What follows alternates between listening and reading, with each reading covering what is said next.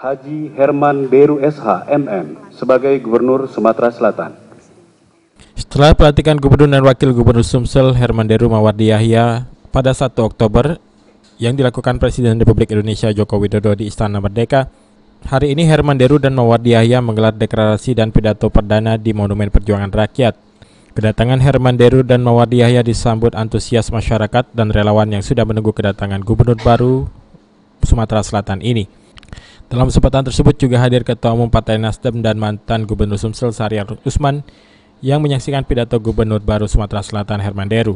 Herman Deru dalam sambutannya mengajak semua elemen masyarakat dan lapisan masyarakat Sumatera Selatan untuk membangun Sumatera Selatan lebih baik lagi ke depan. Langkah pertama setelah dilantik oleh Presiden pada tanggal 1 Oktober kemarin menuju ke tempat ini.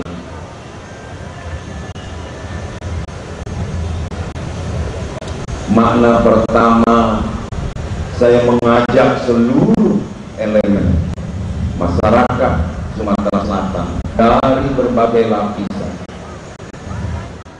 Ade Sunandar, PAL TV.